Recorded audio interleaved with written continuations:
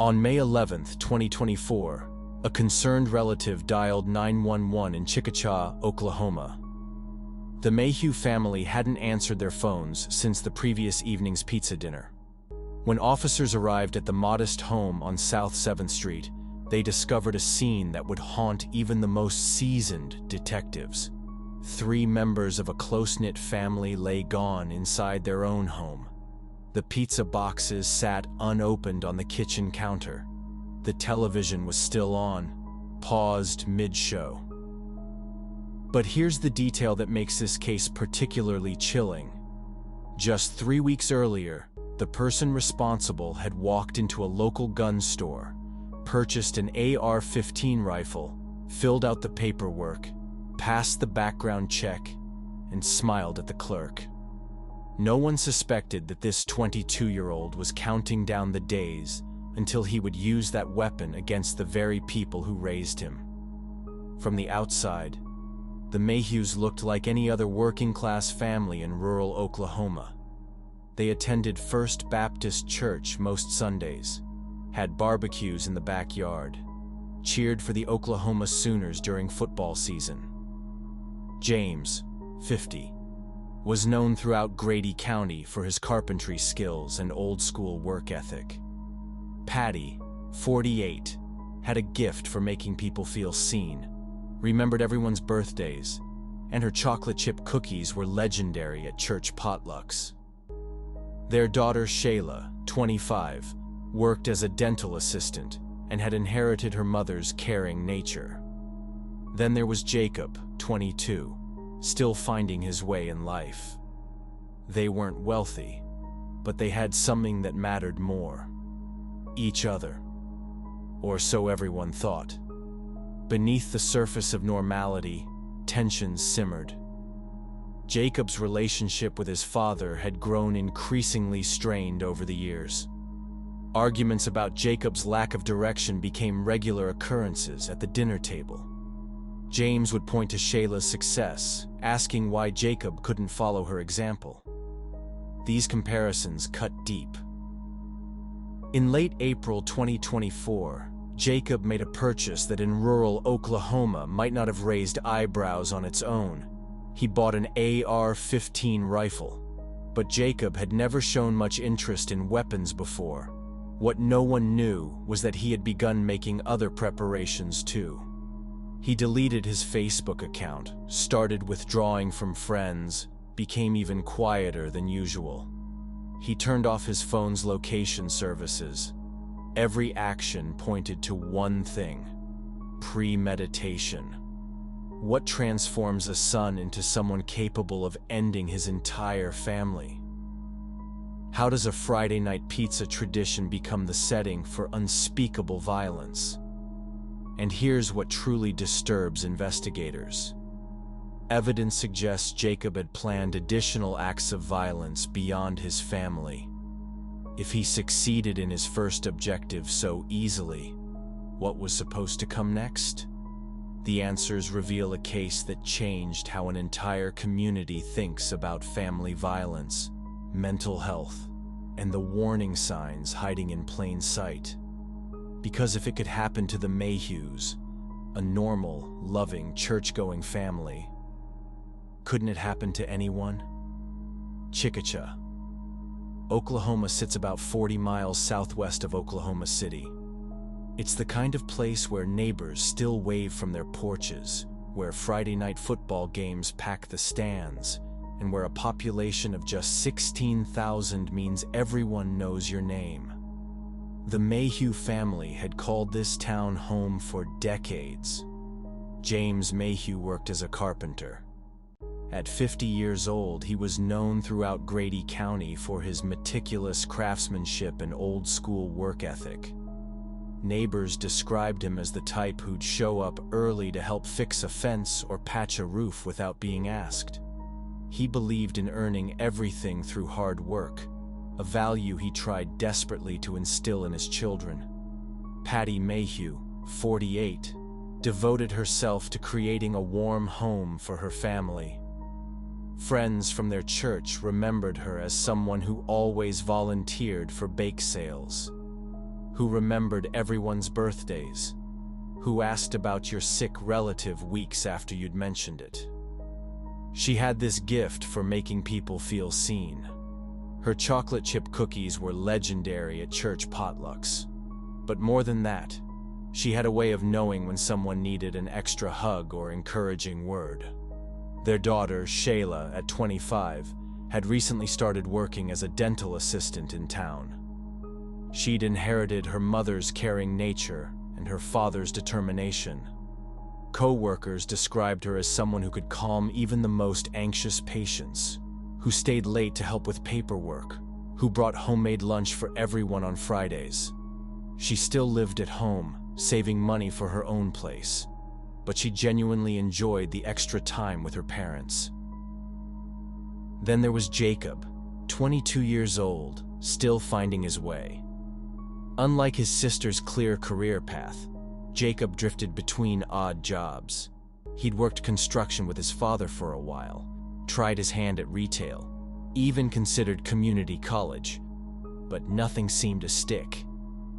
Friends from high school described him as quiet, someone who preferred listening to talking, who'd rather be fishing at Lake Chickasha than at a party. Living at home at 22 wasn't unusual in Chickasha. Plenty of young adults did it while saving money or figuring out their next steps. But for Jacob, it felt different. The walls of that 3-bedroom house seemed to close in a little more each day.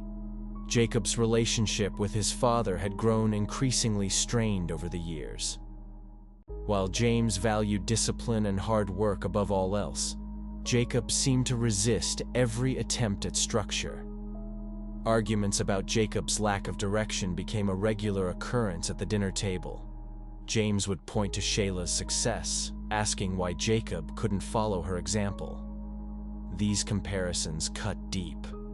According to those who knew the family, Patty often found herself mediating between father and son.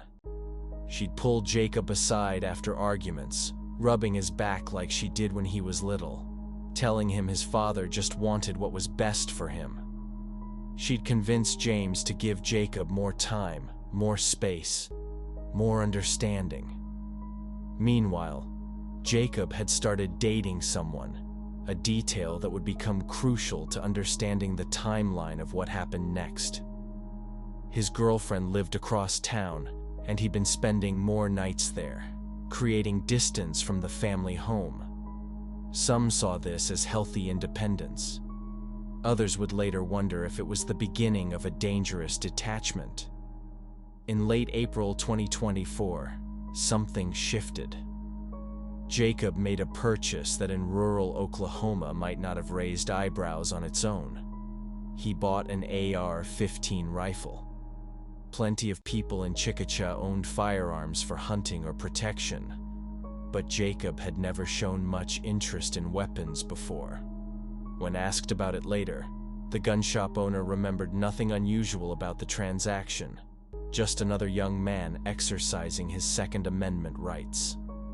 Jacob filled out the paperwork on April 26th, just 2 weeks before the attacks. He passed the background check without issue. Everything was legal, everything was routine. What no one knew was that Jacob had begun making other preparations too. He deleted his Facebook account, started withdrawing from the few friends he had, became even quieter than usual. These changes were subtle enough that no one thought to connect them. Not yet. May 10th, 2024 started like any other Friday in the Mayhew household. James left early for a construction job. Patty tidied the house, planning the evening's meal. Shayla worked her shift at the dental office, looking forward to the weekend. Around 3 in the afternoon, Patty sent a text to Jacob. "Pizza tonight at 6, your favorite from Casey's. Don't be late."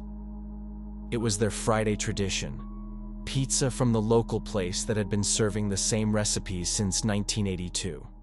Pepperoni for James, Hawaiian for Patty, meat lovers for Jacob, and veggie for Shayla. They'd eat together, maybe watch a movie, just be a family for a few hours. Jacob responded simply, "Okay." He told his girlfriend he was heading to his parents' house for dinner.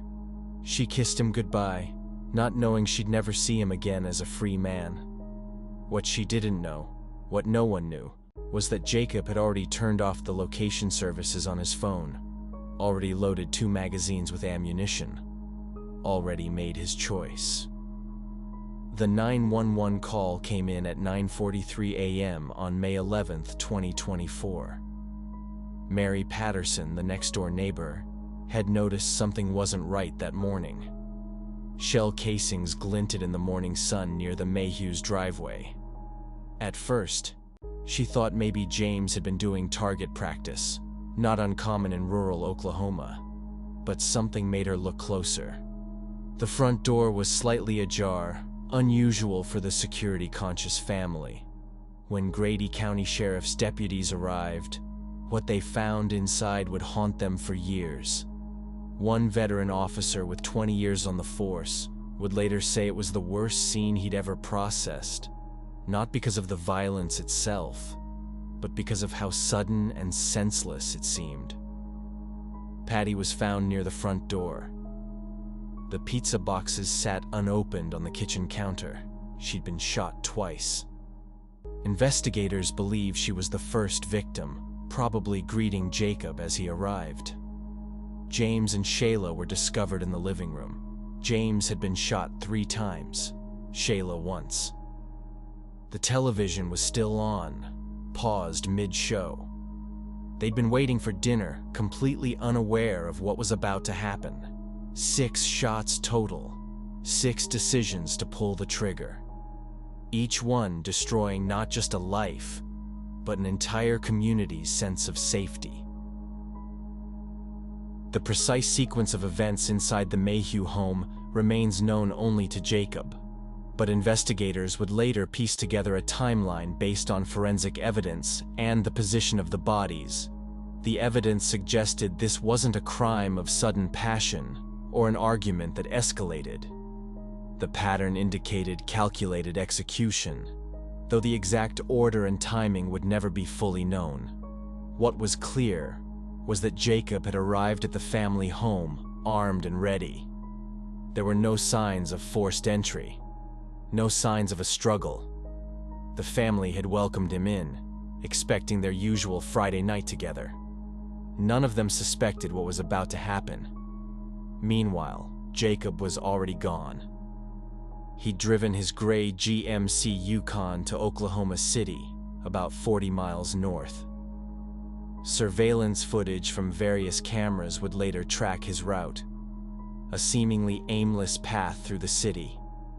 He withdrew money from an ATM, bought food from a drive-thru, acted like someone with nowhere specific to go. The Oklahoma State Bureau of Investigation immediately took over the case. They processed the house methodically, collecting shell casings, photographing evidence, documenting every detail. As news of the discovery spread through Chickasha, panic set in. Where was Jacob? Was anyone else in danger? Investigators discovered Jacob's abandoned vehicle on May 13th in a parking lot in South Oklahoma City. Inside, they found crucial evidence: a cell phone, car keys, 2 AR-15 magazines loaded with ammunition, a wallet containing Jacob's ID, and $742 in cash. Most disturbingly, something had been written on the ammunition magazines with a white paint pen, though authorities have never publicly revealed what those words were. This detail, combined with statements Jacob would later make, suggested he had planned additional acts of violence. This revelation would become crucial in denying him bond. 4 days after the attacks, U.S. Marshals located Jacob at a motel on the outskirts of Oklahoma City. He surrendered without resistance. When officers asked if he knew why he was being arrested, he simply nodded. During his initial police interview, prosecutors would later reveal Jacob made statements suggesting he had planned another violent crime. This detail, kept sealed in court documents for months, painted a picture of someone whose plans extended beyond his family. What those plans were, authorities have never fully disclosed to the public. As news of Jacob's arrest spread through Chickasha, the same question echoed everywhere. Why? The Mayhews weren't wealthy. There was no inheritance to fight over. There was no history of mistreatment, no protection orders, no prior police calls to the home. Friends and family searched their memories for warning signs, for some explanation that could make sense of the senseless. Some pointed to the long-standing tension between Jacob and his father. Others mentioned Jacob's struggles to find direction in life, but none of these ordinary family conflicts seemed enough to explain such extreme violence. One family friend told reporters, "Every family has problems. Every parent and child have disagreements sometimes. But this came out of nowhere." The prosecution began building their case methodically. They established that Jacob had purchased the AR-15 on April 26th, just 2 weeks before the attacks. He'd deleted his social media accounts in the days leading up to May 10th. He'd turned off his phone's location services before driving to his parents' house. Every action suggested premeditation. But premeditation toward what end?